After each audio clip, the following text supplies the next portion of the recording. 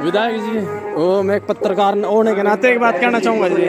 थोड़ा सा ना सड़कों के मामले में जो आसपास के गांव है ना, तो सड़कें कुछ समय पहले बनी थी और टूट गई हैं जी, तो उसके बारे में थोड़ा सा जी। मेरे समय में कोई नहीं बनी, ये कण में 40 सड़क हमारी चौड़ी हो जाएंगी जी और 14 सड़क हमारी कच्ची से पक्की बनने जा रही है। जी सर, धन्यवाद।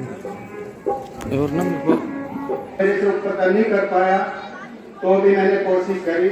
उनका यह आशीर्वाद है जो आज आपके सामने आपने मेरे को आशीर्वाद दिया। तो मेरे सभी प्यारे बच्चों से जो देश का भविष्य है, माता पिता का कहना मानो। और एक छोटी सी बात मैं कह दूं, ये तो रामलीला में जितने भी हमारे आचार्य यहाँ कलाकार है वो आपको बताए गए हैं। एक छोटी सी बात बता रहा मैं, कभी सच्चाई जो आज सिद्ध हो रही। मेरी घरवाली भी मेहनती थी, अच्छी काम करने वाली थी। तो मेरी माता जी जब बुढ़े हो गए, लगभग 70 साल के थे जब मेरी घरवाली आई, तो 22 साल तक उन्होंने उसको कोई काम नहीं करने दिया। एक बार मेरी घरवाली बोली, तो माता जी आप लोग ज्यादा सोते हो। उन्हें कहा भी तू भी सोए करेगी। उसको बड़ा झटका सा लगा कि मैं कोई कांग्रेस का काम करने वाली हूँ, उनका सोए करेगी। उसके दिल में वो बात भी, माता जी तो उनके 22 साल बाद मारे को छोड़ के भगवान के चरणों में लीन हो गए।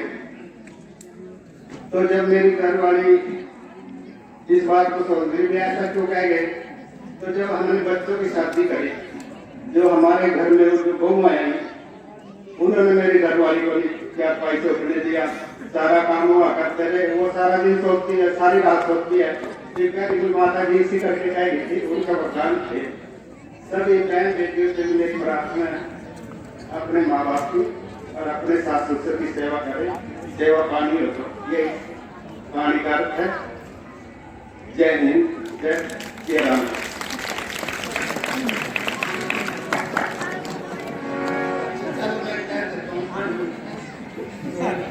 यहाँ के अपने एक्स सरपंच है श्री सतवीर जी, उन्होंने यहाँ कुछ डिमांड रखी है कि ये गेट शौचालय बहुत जरूरी है। मैंने कहा पैसे सरकार दे दिया, आप बनवा देना, मैं आपके साथ हूँ। सरकार से पैसे आ जाएंगे, वो बन जाएंगे। और मेरे साथ में जो इलेक्शन में भी वो मेरे अपने साथ हैं, सुभाष जी श्यामगढ़ से और रमेश कादियान जी हैं, ये बात सुरेंद्र जी, और ये साथी है राजीव शर्मा जी है संदीप से। जिस तरह इलेक्शन में आदमी उतने प्यार रखा, उससे ज्यादा पहले मैंने घर में जाना पड़ता था, ये गली में खड़े हो जाते अभियान है। इसी तरह आप प्यार बनाए रखें। जय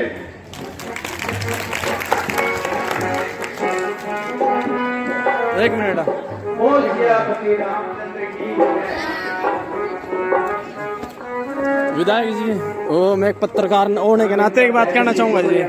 थोड़ा सा ना सड़कों के मामले में जो आसपास के गांव है ना, तो सड़कें कुछ समय पहले बनी थी और टूट गई हैं जी, तो उसके बारे में थोड़ा सा जी। मेरे समय में कोई नहीं बनी, ये कण में 40 सड़क हमारी चौड़ी हो जाएंगी जी और 14 सड़क हमारी कच्ची से पक्की बनने जा रही है। जी सर, धन्यवाद। बच्चों, मेरे जीवन में की जो कहानी है मैं आपको स्पष्ट बताऊं। मैं बहुत गरीब परिवार से हूँ, बिल्कुल ही हमारे माता पिता भगवान से भी ज्यादा मैं मानता था उनको।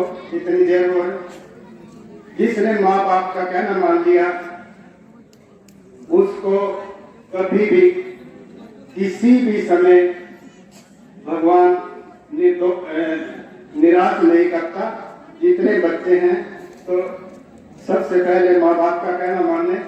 मेरा कोई जो मेरे को इस गरीब परिवार के, इस समाज से, बिल्कुल साधारण परिवार से मेरे को आप लोगों ने एमएलए बनाया, मेरा कोई योगदान नहीं है। मैं कोई बहुत बड़े दान पुण्य नहीं कर सका। हमारे पास पैसे थे, बस 8 साल के बाद जब मेरे को ठीक होश आई, मैंने जिंदगी में अपने माँ बाप का कोई भी काम ना मैं नहीं करा। उनका जो कार्य था, जो काम करने थे, मैंने कोशिश करी करने की, जो मेरे से ऊपर नहीं कर पाया तो भी मैंने कोशिश करी। उनका यह आशीर्वाद है जो आज आपके सामने आपने मेरे को आशीर्वाद दिया। तो मेरे सभी प्यारे बच्चों से, जो देश का भविष्य है, माता पिता का कहना मान लो। और एक छोटी सी बात मैं कह दूं, ये तो रामलीला में जितने भी हमारे आचार्य यहाँ कलाकार है वो आपको बताए गए हैं। एक छोटी सी बात बता, हमें कभी सच्चाई जो आज सिद्ध हुई। मेरी घरवाली भी मेहनती थी, अच्छी काम करने वाली थी। तो मेरी माता जी जब बूढ़े हो गए, लगभग 70 साल के थे जब मेरी घरवाली आई, तो 22 साल तक उन्होंने उसको कोई काम नहीं करने दिया। एक बार मेरी घरवाली बोली, मेरी माता जी आप लोग ज्यादा सोते हो। उन्हें कहा तू भी सोए करेगी। उसको बड़ा झटका सा लगा कि मैं तो का काम करने वाली हूँ, उनका सोए करेगी। उसके दिल में वो बात रही। माता जी तो उनके 22 साल बाद मारे को छोड़ के भगवान के चरणों में लीन हो गए। तो जब मेरी घरवाली इस बात को सोच रही, ऐसा क्यों कह गए, तो जब हमने बच्चों की शादी करी, जो हमारे घर में जो बहू आई, उन्होंने मेरी घरवाली को क्या पैसे उठने दिया, सारा काम हुआ करते रहे। वो सारा दिन सोचती है, सारी रात सोचती है। माता जी इसी करके कह गई थी, उनका वरदान थे। सभी बहन बेटियों से मेरी प्रार्थना है, अपने माँ बाप की और अपने सास ससुर की सेवा करें। सेवा पानी हो तो ये पानी का अर्थ है। जय हिंद, जय श्री राम।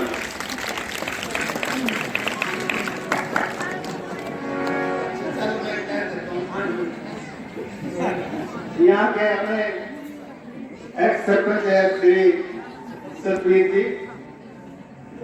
उन्होंने यहाँ कुछ डिमांड रखी है कि एक गेट शौचालय बहुत जरूरी है।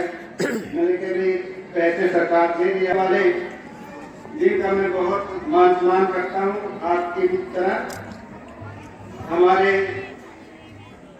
आखिर के चौधरी जगदीश जी और यहाँ जितने भी आदमी बुजुर्गों, मातृ शक्ति और देश का भविष्य, प्यारे बच्चों, मेरा जो यहाँ आना हुआ, आकर मैं आप सभी को जय श्री राम बोलता हूँ।